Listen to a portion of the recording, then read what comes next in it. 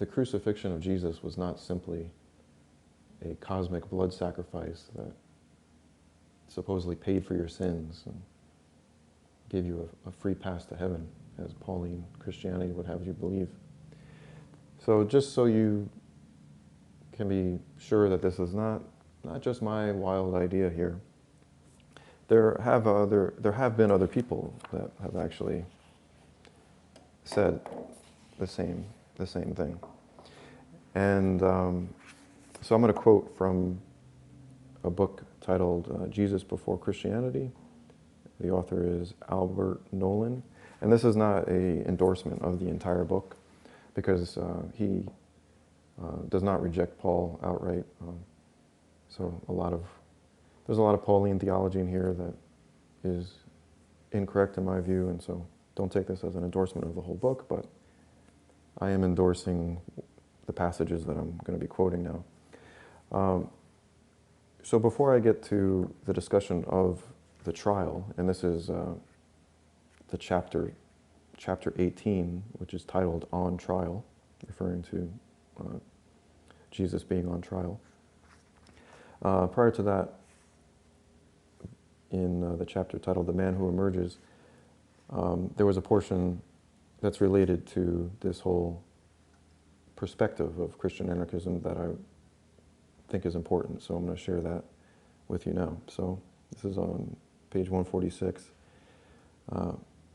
Quote, "To say that foxes have holes and the birds of the air have nests, but the Son of Man has nowhere to lay his head," and that's quoting Jesus, if you're not familiar with that. To say that could mean that whereas the Herods, so that's Herods, that's Herod was the Jewish king, so he was, you could think of as like the middleman in authority. He wasn't the Roman governor, but he was given power by Rome. So again, sort of a pawn, maybe a little further up on the rank than a pawn, but that's basically who Herod was, and he's being equated to the fox, and then the Romans, and then in parentheses birds.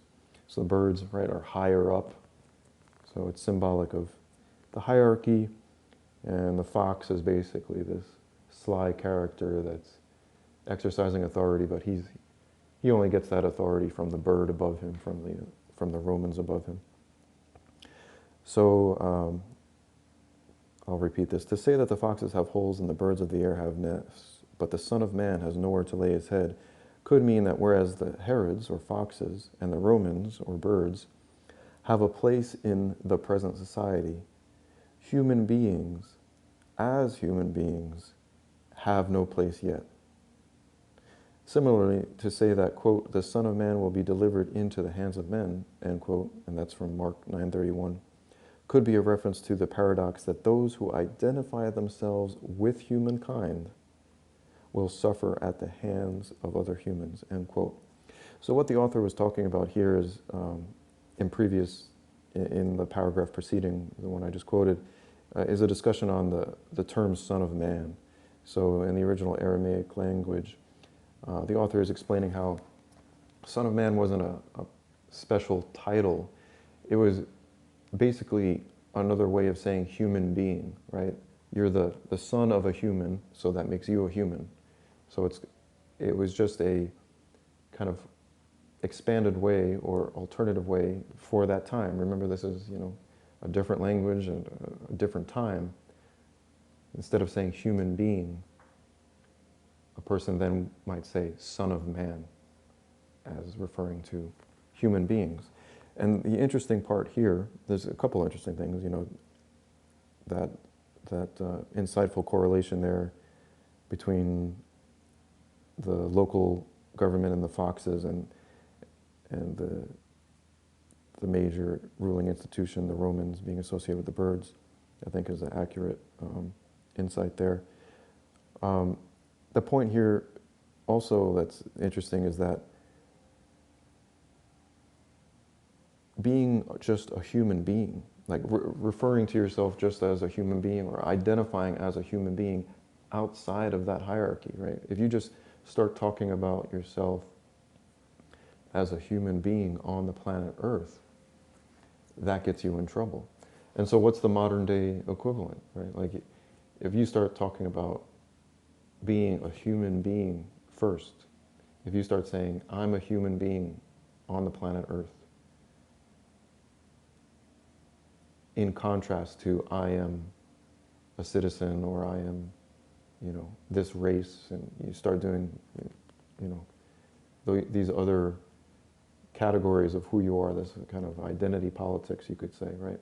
If you're referring to yourself more fundamentally, and you're just seeing yourself as like, I'm a man on the planet Earth, what is that associated with nowadays?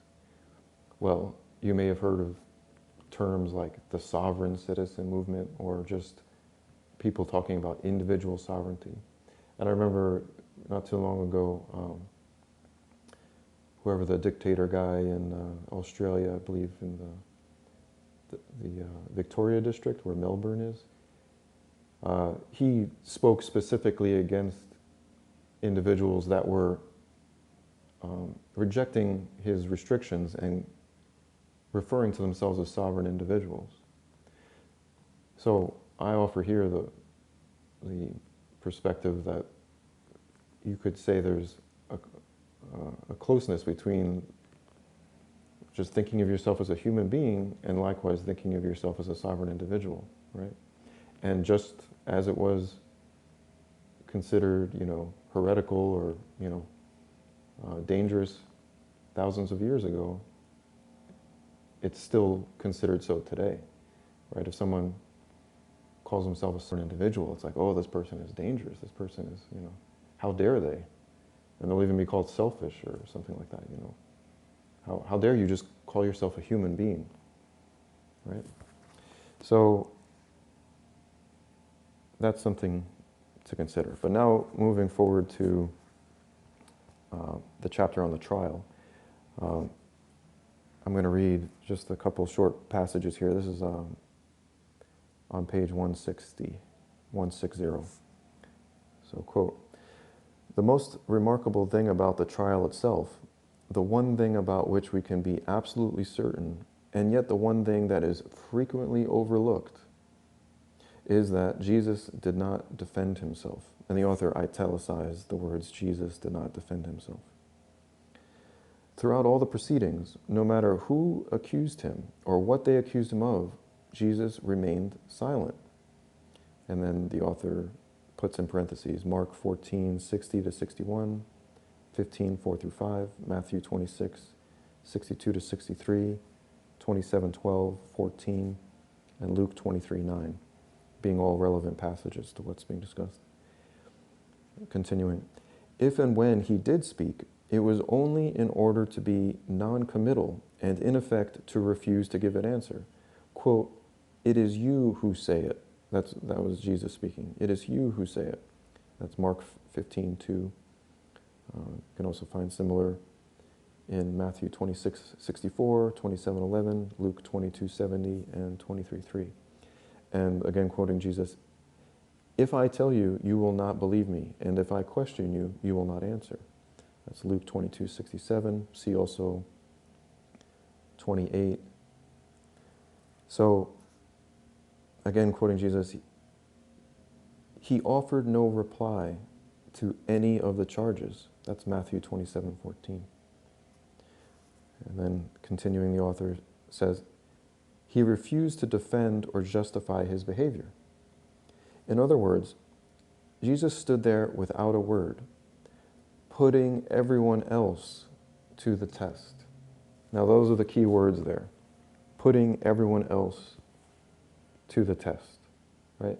The reason that he accepted the crucifixion and the reason he accepted and went along with the trial, but refused to say anything, refused to defend himself, he just was going to see what they were going to do. He was putting them to the test.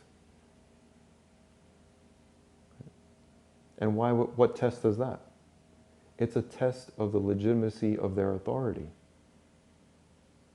He's testing to see whether they have a sound morality and a legitimate authority or not, by simply seeing what they do when he just doesn't participate at all. He just lets them run the show, and it's like, okay, let's see where this show goes. Let's see what the end scene of this show is if I just let you take the reins.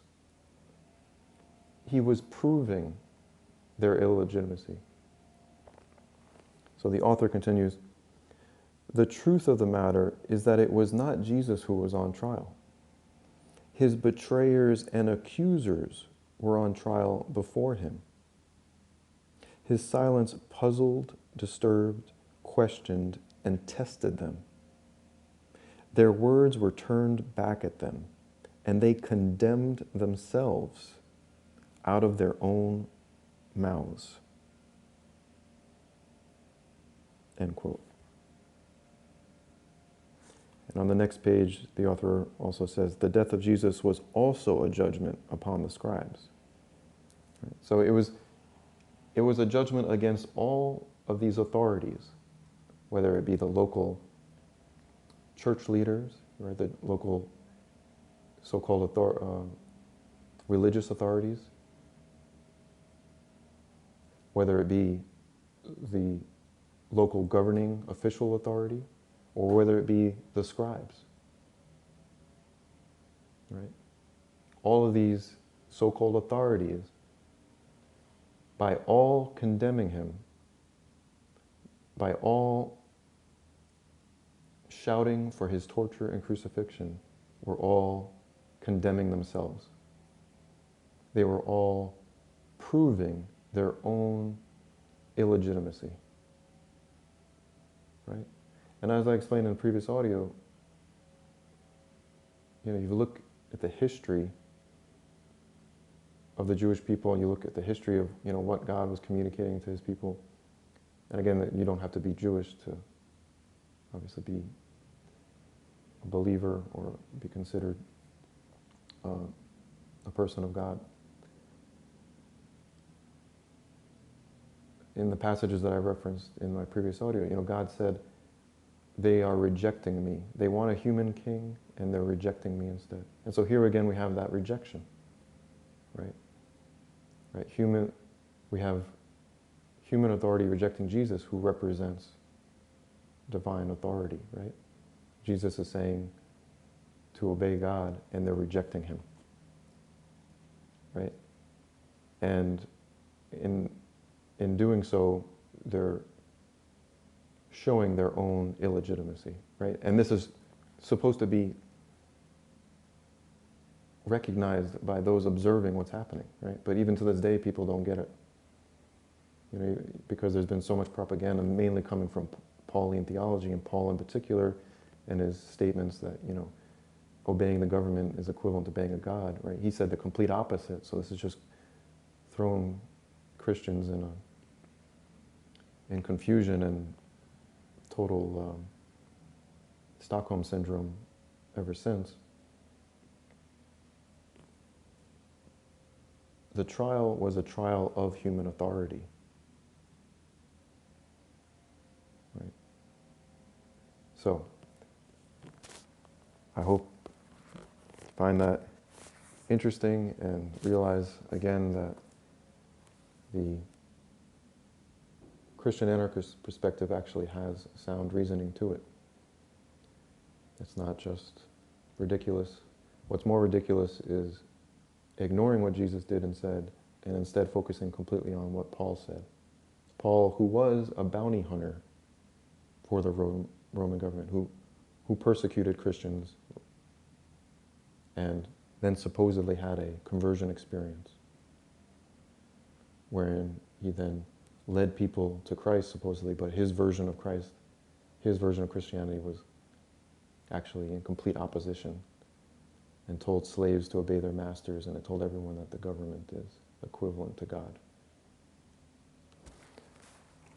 All right, thanks for listening.